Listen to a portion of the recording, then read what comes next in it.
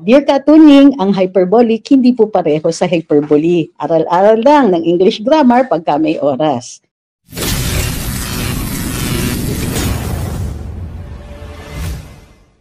So yung statement ni E.S. Bersamin, unang-una naiintindihan natin kasi siya nasa poder siya ni BBM, siya po ang executive secretary. So siya po ay magsasalita ng naaayon sa posisyon ng presidente.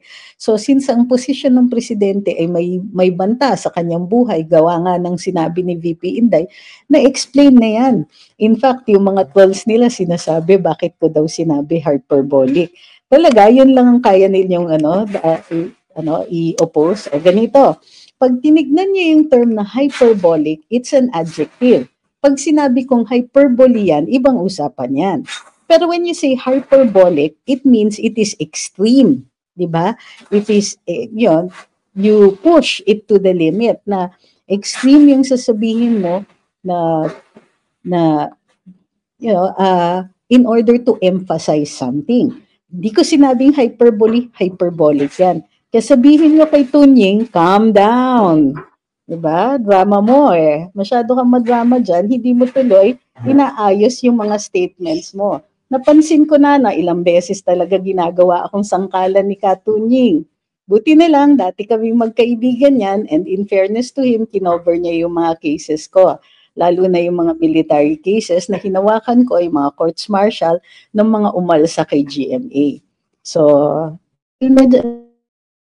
friendly pa rin naman kami. Ibig sabihin, kaya ko pa rin siyang sagutin.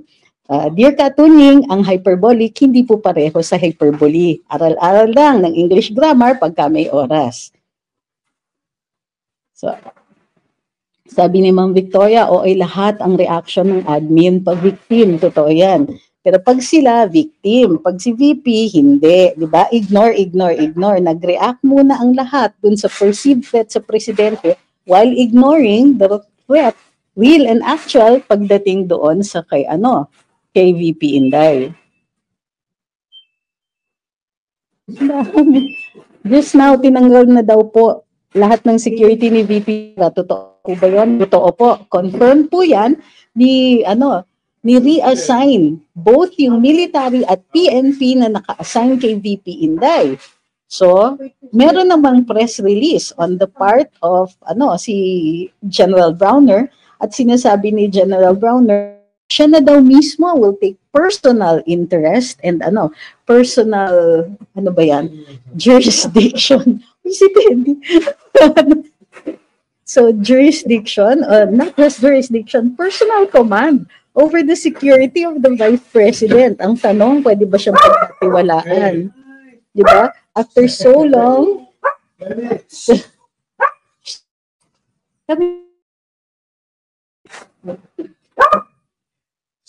so yung yung pag-offer ni General Browner, very, very interesting on his part, di ba? Uy, talaga, ikaw ang chief of staff ng AFP. Nag-o-offer ka maging personal na na security na VPSG. Lax, di ba?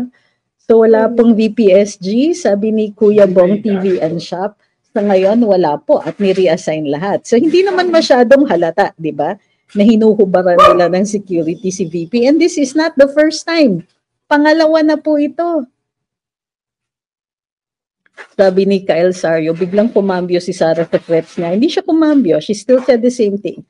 Natakot ba siya sa pwedeng ipos sa kanya? Ay nako, Kyle Sario, hindi ka siguro abogado.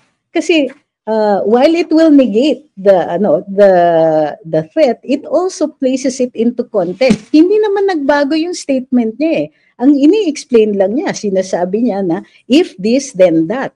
O number one, conditional yan. Diba? So natatawa ako kasi merong mga trolls na pinagtatawanan nila yung sinasabi. Kung totoo yan, it's not a very effective means. And sabi ko, tama kayo, it's not a very effective means kasi nga the threat is not real and actual at this time. Ang sabi niya, kung i-unalive siya nung tatlo, then there will be retaliation. So, ang sinasabi nila, paano magiging effective yun? Eh kung wala na siya, sinong mag-uutos? Sinong magbabayad? O let's say nabayaran na, bakit gagawin pa ng tao? May bayad na siya eh. Totoo yun. So, they, it was the trolls themselves who provided the defense for VP Sara, or reiterated what we have been saying. If she is unalived by these people, yung tao na inutusan niya still has to make that decision. In other words, the threat is only real and actual if there is motivation and there is already a movement on the part of the person na supposedly inutusan to complete or to follow the order. Eh ano pa ang motivation niya to follow the order? At any rate, it is threat for threat. Kasi nga, merong existing threat doon sa kanya. Also, this is commensurate. Okay, ano yung sinasabi doon sa ating criminal law? Na kapag may binato sa'yo, you are well excused dun pag bumato ka back. Kasi that's several things, self-defense yan. It also happens pagka sa oral defamation. Kunwari, sigawan ka. Dati kasi hindi pa ine-exonerate yung term na PI eh. Dati hindi pa pwedeng sabihin yan. Pero kung sabihin na lang natin, merong oral defamation, sabihin ng isang tao, pangit ka. Pag sumagot ka, pangit ka din. Ikaw, exonerated ka. May oral defamation dun sa kabila, pero ikaw, forgiven kasi sinasalag mo lang. So, the court will look kindly on the answer dun sa lumasagot. Bakit? Inattack niya siya eh. At lalong-lalo na kung unprovoked yung attack na yon. So, dito, ano yung sinasabi mo? Bakit nawala ba ako?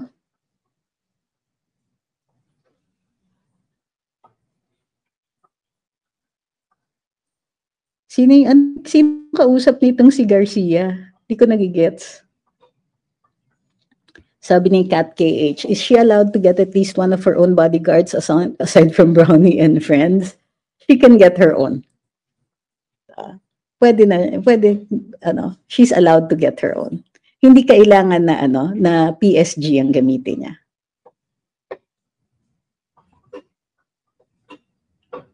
Natawa naman ako kay No to Fake News.